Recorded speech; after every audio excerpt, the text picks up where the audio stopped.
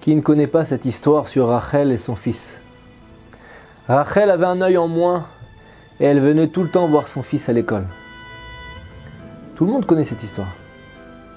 Ses copains se moquaient du fils et lui disaient « Ah, revoilà ta mère borgne à la sortie, encore ta mère la borgne !»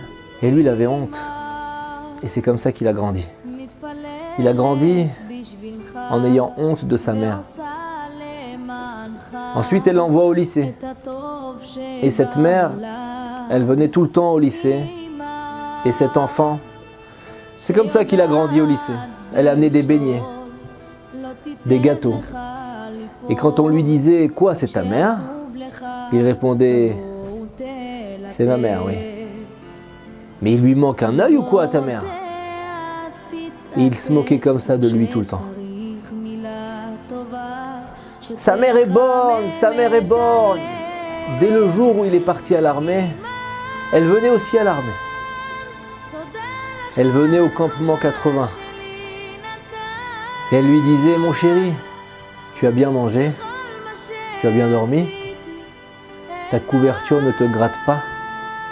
Et son fils, il lui répondait, maman, tu me fais honte. Ça suffit, stop, dégage, ne viens plus.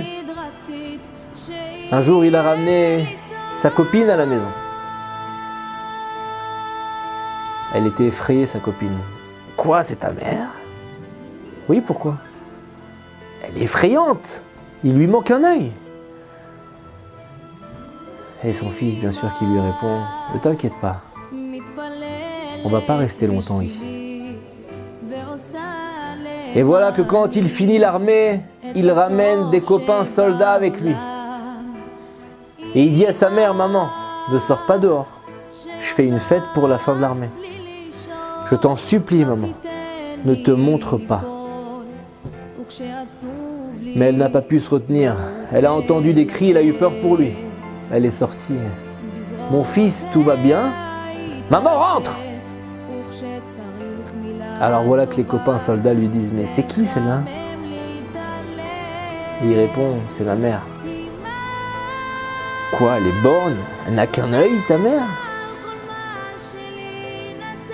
Et voilà qu'il dit à sa mère, maman, jamais je vais te le pardonner, je te pardonnerai jamais ce que tu as fait. Et c'est ainsi qu'il a grandi. Il a ramené sa femme, sa future femme à la maison. Elle a eu peur de regarder sa mère et elle lui a dit, pourquoi elle ne se recouvre pas ça? Elle est borgne. C'est horrible qu'elle se recouvre.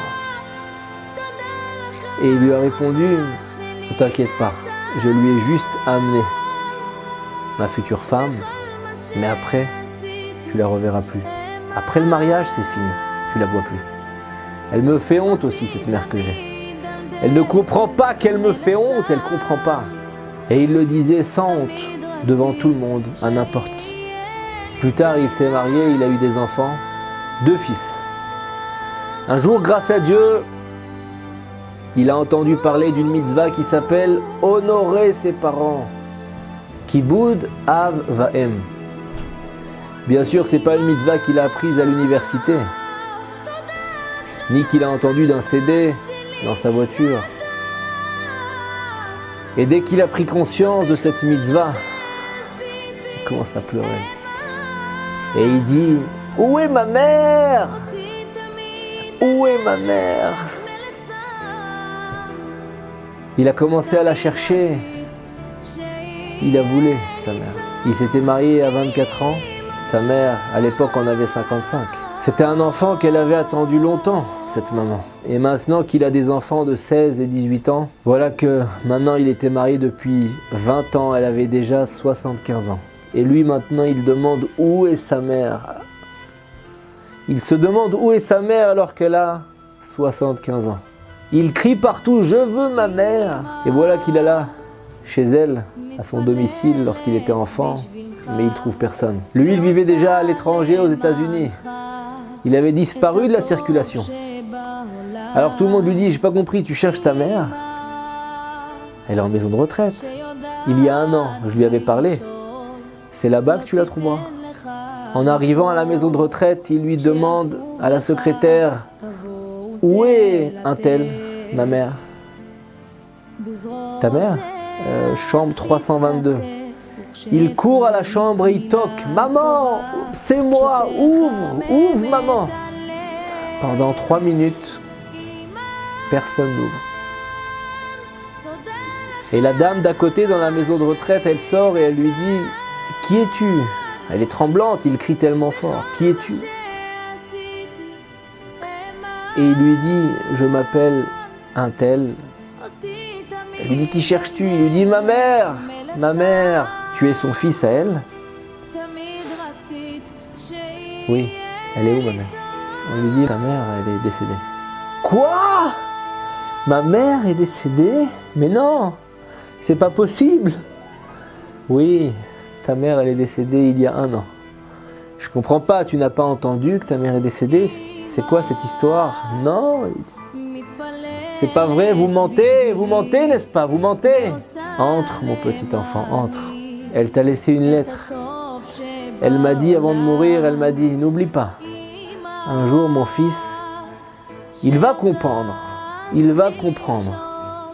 mais ce sera trop tard. Transmets-lui juste ça, cette lettre. Et pour le cas où toi aussi tu serais décédé, transmets la lettre au prochain occupant de la chambre pour qu'il donne à mon fils cette petite lettre quand il va comprendre, mon fils. Il n'y a pas beaucoup de mots dans cette lettre. Ça ne sera pas trop dur pour lui. Ça ne sera pas trop d'investissement pour lui. Juste, fais-lui passer la lettre.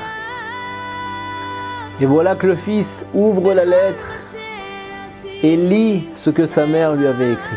Sa mère lui dit « Mon cher fils adoré, je savais qu'un jour tu te souviendrais que tu avais une mère. Toute ma vie je t'ai douché.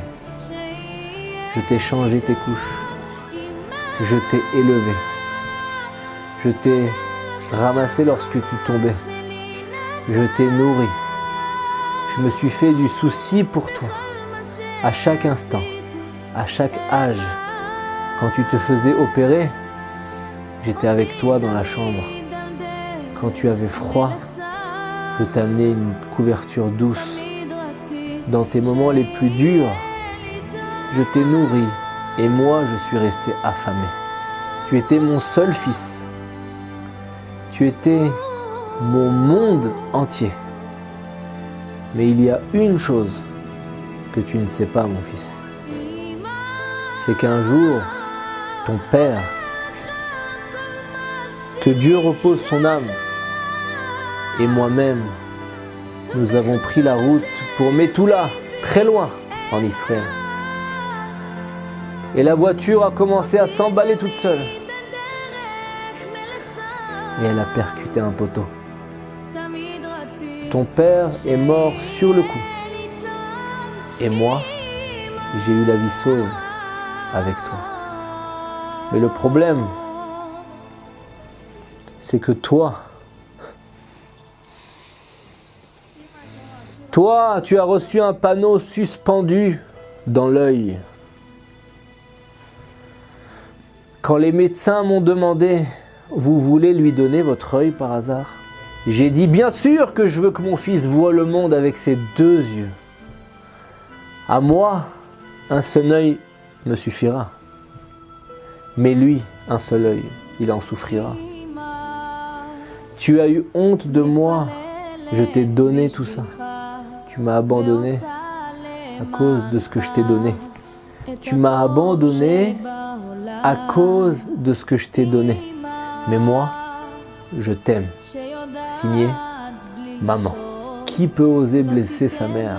Notre mère, c'est nos yeux. Notre mère, c'est notre monde. Oser blesser sa mère. Je peux vous dire un truc. Celui qui a un problème avec sa mère, maintenant, qu'il n'ait pas honte, qu'il prenne son téléphone tout de suite, qu'il appelle sa mère et qu'il lui dise « Maman, tu es tout pour moi. Maman, je reconnais tout ce que tu as fait pour moi. Maman, je t'aime. » Soyez des hommes, soyez des femmes, sortez de ce petit cours vidéo sur TorahBox. Et dites à votre mère, maman, il n'y a personne d'autre comme toi. Tu es unique. Qui suis-je sans toi? Une mère, on n'en a qu'une. Même chez les non-religieux qui ne connaissent pas la mitzvah de Kibud Av Va'em le savent, une mère, il n'y en a qu'une.